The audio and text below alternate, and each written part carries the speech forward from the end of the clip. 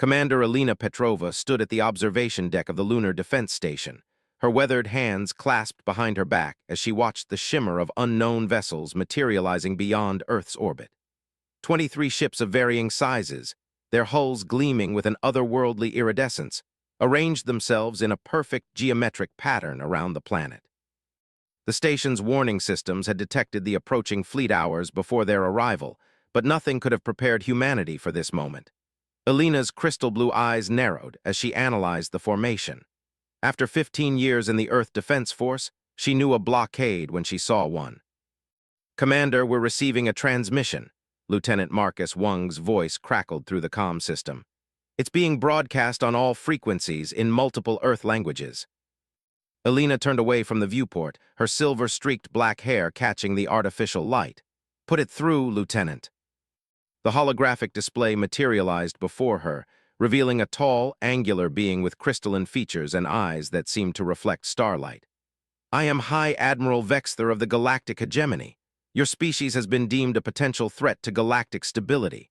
Until further notice, Earth is under quarantine." Alina's jaw tightened, but she maintained her diplomatic composure. "Admiral Vexther, I am Commander Alina Petrova of the Earth Defense Force. On what grounds have we been deemed a threat?" The crystalline being's features shifted, creating patterns that seemed to indicate amusement. "Your species achieved faster-than-light travel in mere centuries after discovering electricity. You've developed quantum computing while still fighting among yourselves. Your rate of technological advancement is concerning." Behind Alina, Dr. Rajesh Patel, the station's chief scientist, quietly accessed data streams from Earth's various research facilities.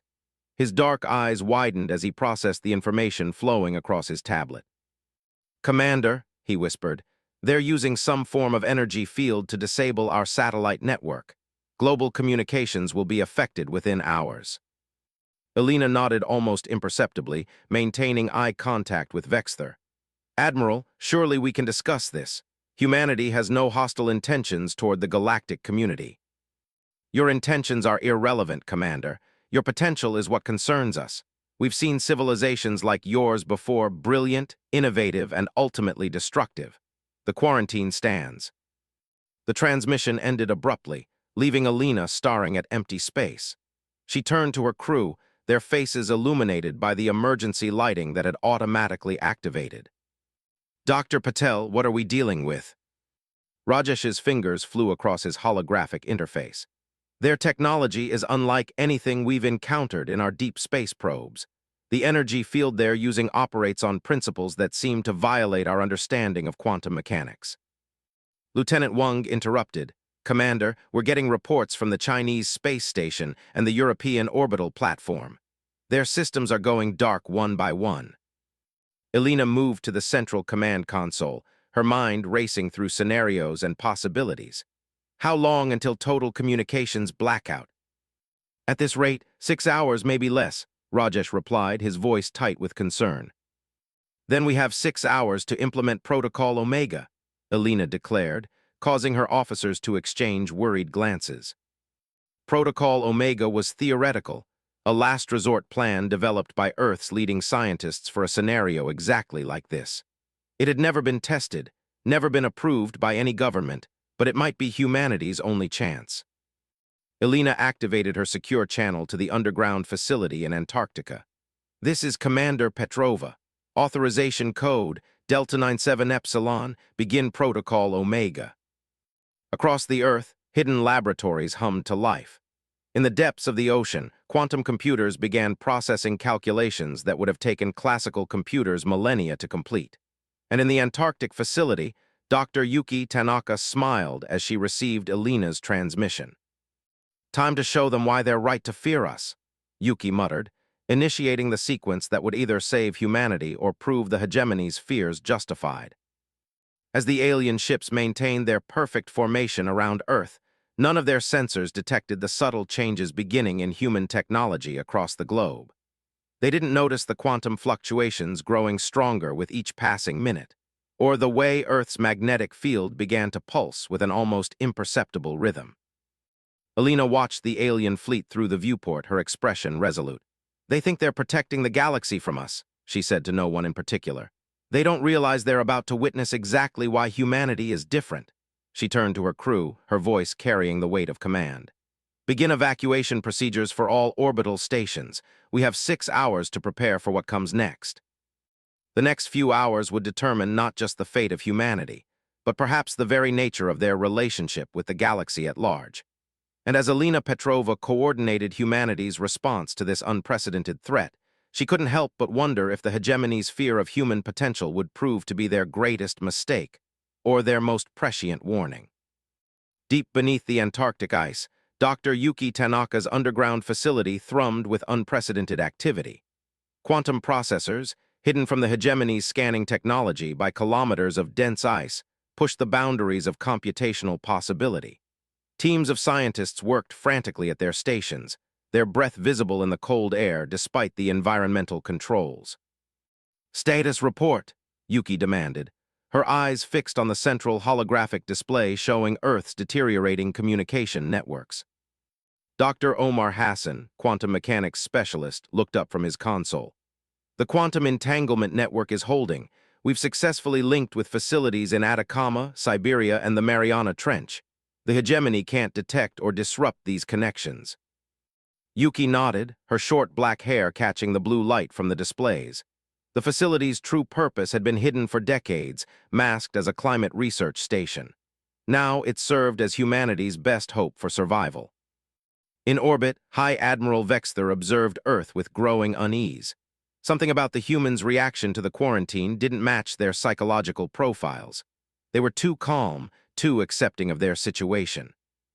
"Senior Analyst Zira," he called to his subordinate, a being composed of shifting plasma contained within a crystalline shell.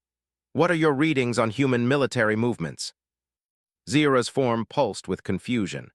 "Minimal activity, Admiral. They've evacuated their space stations as expected, but ground forces remain in standard positions. No nuclear launches, no mass mobilization. It's almost as if they're waiting for something," Vexther finished. His crystalline features shifted into patterns indicating deep thought. In his 1,000 years of enforcing hegemony law, he'd never encountered a species that accepted containment so readily. Meanwhile, Commander Alina Petrova had relocated to the backup command center within Mount Cheyenne. The facility's walls were lined with screens showing the last images from their dying satellite network.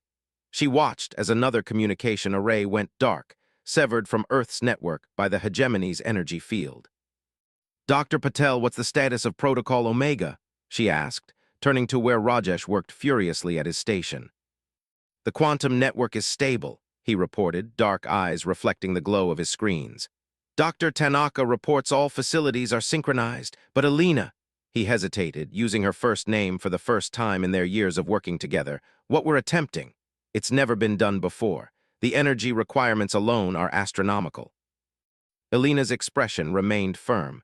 "The alternatives are worse. The hegemony won't just quarantine us forever.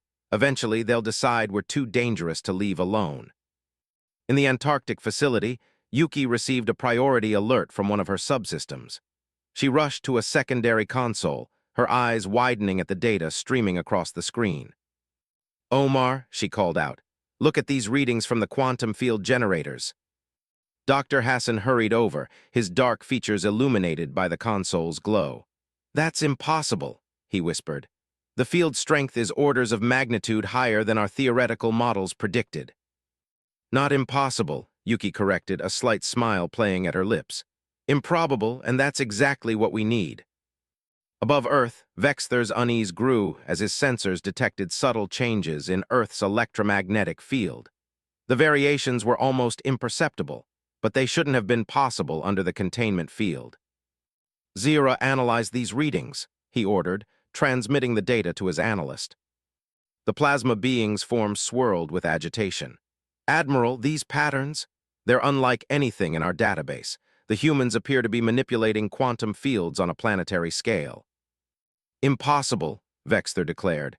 "Their technology isn't advanced enough for that level of manipulation." "Apparently," Zira replied, her form pulsing with concern, "they are." In the Antarctic facility, Yuki gathered her team for the final phase of preparation. The room hummed with the combined power of a dozen quantum processors. each operating at temperatures approaching absolute zero. The hegemony thinks they understand human potential, she addressed her colleagues. They see our rapid advancement as a threat. What they don't understand is that threatening our existence doesn't contain us, it motivates us. Omar checked the final calculations one more time. The quantum field is stable across all facilities. Energy levels are optimal. We're ready, Dr. Tanaka. Yuki opened a secure channel to Commander Petrova. Elena, we're ready to proceed with Protocol Omega, but you should know, once we start, there's no going back. The energy release will be visible across half the galaxy. In her mountain command center, Elena took a deep breath. She thought of all the years of secret preparation, the countless scientists and engineers who had worked in secret to bring them to this moment. They had one chance to prove to the galaxy that humanity deserved its place among the stars. Proceed, Dr. Tanaka. Show them what humanity can do when pushed into a corner.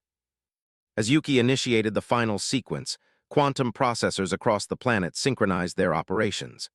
The energy field surrounding Earth began to fluctuate in ways that defied the hegemony's understanding of physics.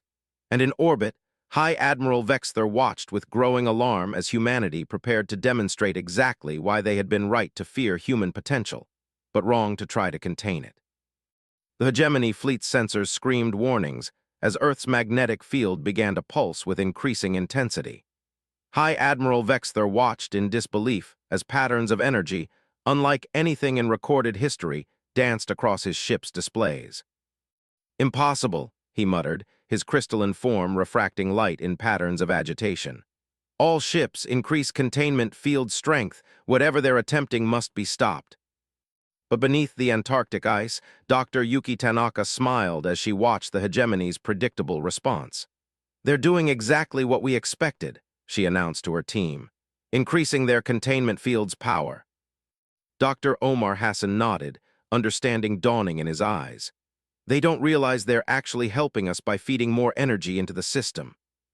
In the Mountain Command Center, Commander Elena Petrova and Dr. Rajesh Patel monitored the situation.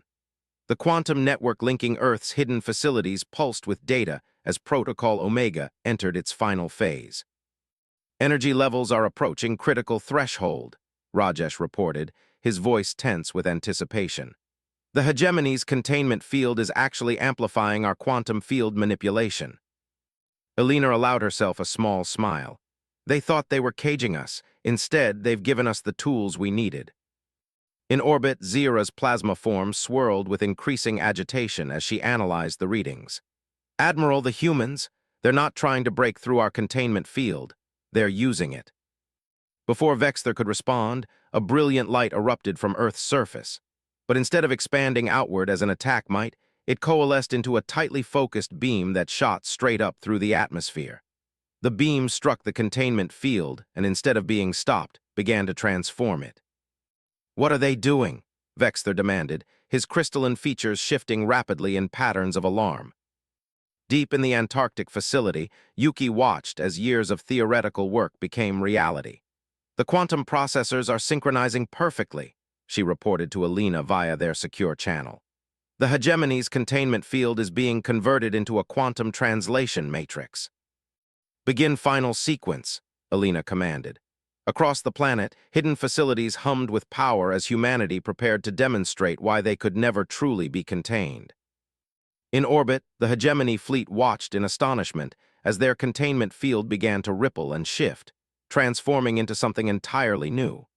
The energy patterns defied their understanding of physics, creating structures in space-time that their sensors couldn't properly interpret.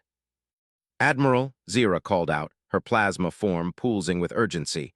We're detecting quantum signatures unlike anything in our database. The humans aren't just manipulating energy, they're rewriting the fundamental laws of physics in localized space. Vexler's crystalline form trembled as he realized the true magnitude of what humanity had achieved.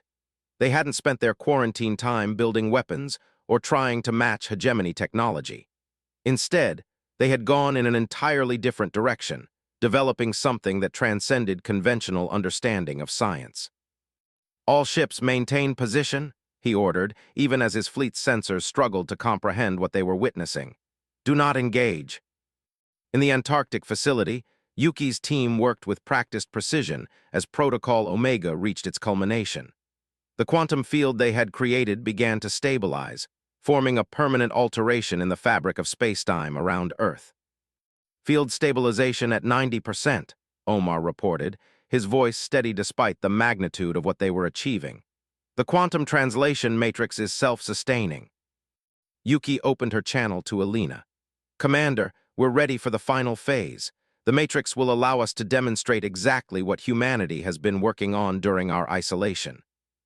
In her mountain command center, Alina straightened her uniform and faced the main display. Open a channel to the hegemony fleet, she ordered. It's time to show them why trying to contain human ingenuity was their greatest mistake. The holographic display flickered to life, showing High Admiral Vexther's astonished face. His crystalline features reflected the strange energies now surrounding Earth, creating an almost kaleidoscopic effect. Admiral, Alina began, her voice carrying the weight of this historic moment, you tried to quarantine humanity because you feared our potential. Now let us show you why that fear was misplaced. We haven't spent our time developing weapons or planning revenge.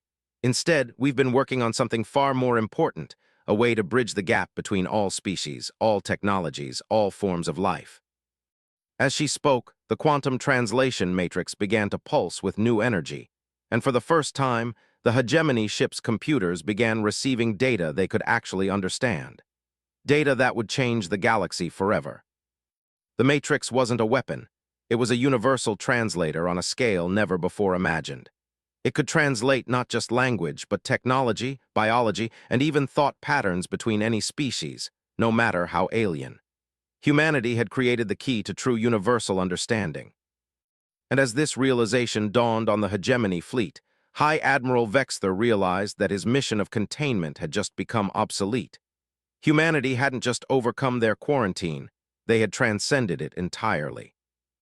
High Admiral Vexther stood motionless on his command deck, his crystalline form refracting light in patterns that his crew had never seen before, a wonder mixed with disbelief. The quantum translation matrix surrounding Earth had begun interfacing with hegemony systems, breaking down barriers that had existed between species for millennia. Admiral Zira's plasma form pulsed with excitement as she processed the incoming data. This is extraordinary, the human's matrix. It's not just translating our languages. It's allowing our technology to communicate directly with theirs. Our biological interfaces are adapting to their digital systems, creating perfect synchronization. In the Antarctic facility, Dr. Yuki Tanaka monitored the integration process with intense focus. Displays showed successful connections being established with not just the hegemony fleet, but with every piece of technology in range of the matrix. The universal protocols are holding, she reported to Commander Alina Petrova. Every different technological system, no matter its origin, is being seamlessly integrated into the network. Dr. Omar Hassan's hands flew across his console as he analyzed the incoming data. It's more than that, Yuki. The matrix is adapting, learning from each new connection. It's evolving beyond our original specifications. In the Mountain Command Center, Alina and Dr. Rajesh Patel watched as humanity's true achievement revealed itself. The quantum translation matrix wasn't just a tool. It was the foundation for a new type of galactic civilization. Open a channel to Admiral Vexther, Alina commanded. The holographic display shimmered to life, but this time something was different. The translation wasn't just converting words, it was conveying concepts, emotions, and cultural context that had never been possible before. Admiral, Alina began, you quarantined humanity because you feared our rapid technological advancement, but you never asked why we advanced so quickly. She gestured to the data streaming between their ships. This is why. Humans don't just invent, we connect. We take ideas from different sources and combine them in ways no one has tried before. Vexther's crystalline features shifted as the matrix translated not just Alina's words, but the depth of meaning behind them. Your species. You don't see boundaries the way others do, he realized. Where we see barriers between technologies, between species, between ways of thinking. We see opportunities, Alina finished. The Matrix isn't just our invention, it's an expression of humanity's greatest strength. We break down walls, bridge divides, find connections where others see only separation. On the Hegemony flagship, Zira's plasma form danced with excitement as she processed more data. Admiral, the implications are staggering. With this technology, the biological barriers between species could become meaningless. A crystalline being like yourself could perfectly understand a plasma being like me or an organic being like the humans. Dr. Patel stepped forward, his eyes bright with passion for the project he had helped create. The Matrix can adapt to any form of consciousness, any type of technology. It doesn't just translate, it finds the common ground between different systems and builds upon it. Across Earth's hidden facilities, scientists watched as their years of work paid off in ways even they hadn't fully anticipated. The Matrix was already beginning to solve problems that had plagued the galaxy for generations, finding ways to make incompatible technologies work together, bridging gaps between different forms of consciousness. Your containment field, Yuki explained through the enhanced communication channel, it wasn't just a barrier to us. It was the final piece we needed, a galaxy-wide network we could use to deploy the Matrix. You didn't trap us, Admiral. You gave us the means to connect everyone. High Admiral Vexther's form shifted through patterns of deep thought as he processed this revelation. The Hegemony had feared humanity's potential for destruction, never considering that their real potential lay in creation, in connection, in breaking down the very barriers that had kept galactic civilization fragmented for so long. Commander Petrova, he finally spoke, his words carried perfectly through the Matrix. I believe the Hegemony Council will need to reconsider its position on humanity's role in galactic affairs. Elena smiled, but her expression remained serious. Admiral, we don't want to rule or dominate. We want to connect, to learn, to grow together. The Matrix is our proposal for a new way forward, not human civilization, not hegemony civilization, but a truly unified galactic civilization.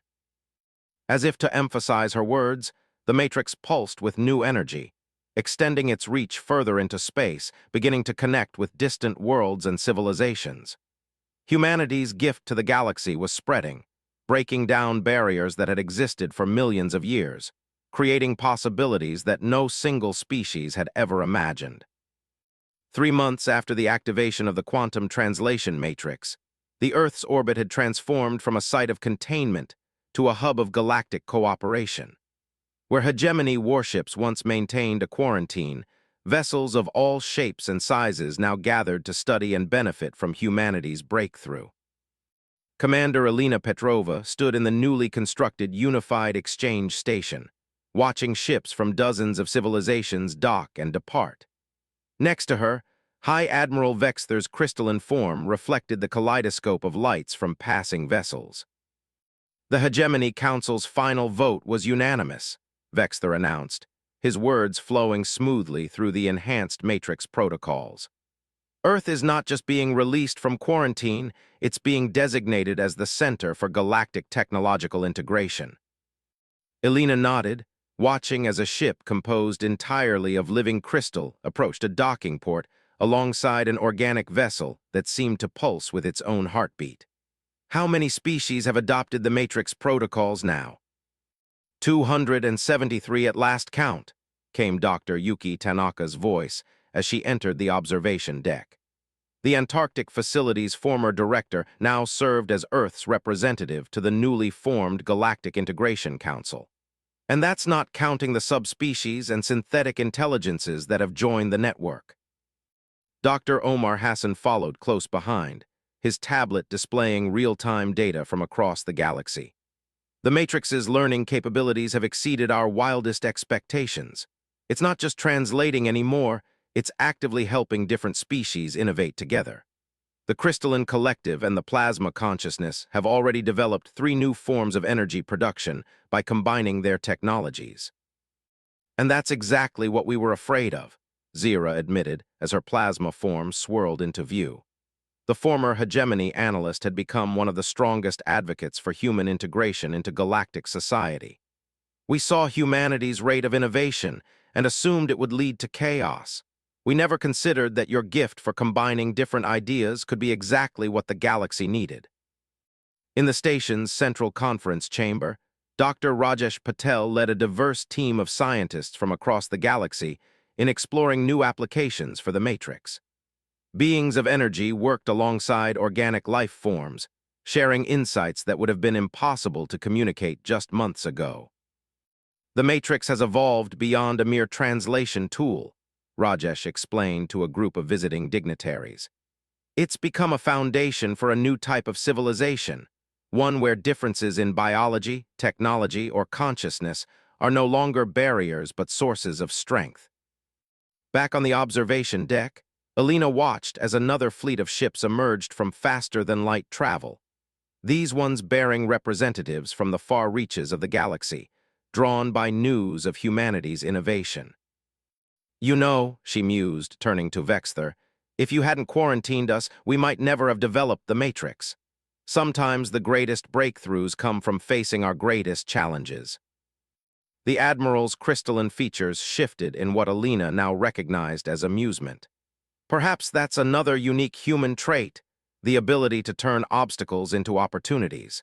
Though I doubt the hegemony will be using containment as a development strategy in the future. Yuki approached one of the deck's large windows, watching as ships of different species worked together to construct new additions to the station. What we've created here goes beyond technology.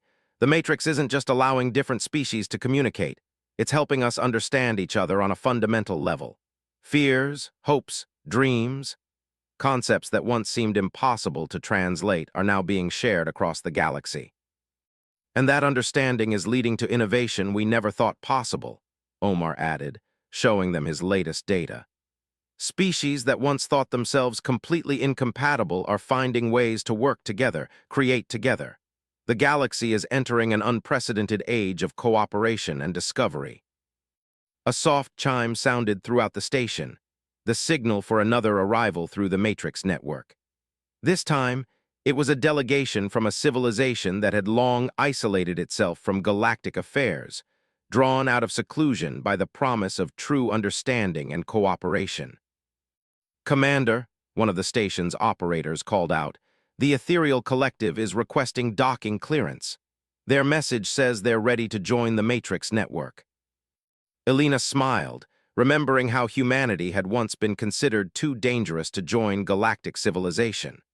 Now, they were helping to create a new type of civilization altogether, one built on understanding, cooperation, and the endless possibilities that arose when different minds worked together. "Grant them clearance," she ordered, then turned to her assembled colleagues, human, crystalline, plasma, and more.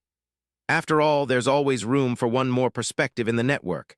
That's what makes us stronger together." As the ethereal ships approached the station, their otherworldly forms rippling with anticipation, the quantum translation matrix pulsed with welcome. Humanity's gift to the galaxy continued to grow, evolve, and connect, turning what was once feared as a potential for destruction into an unlimited potential for creation. The age of isolation was over. The age of true understanding had begun.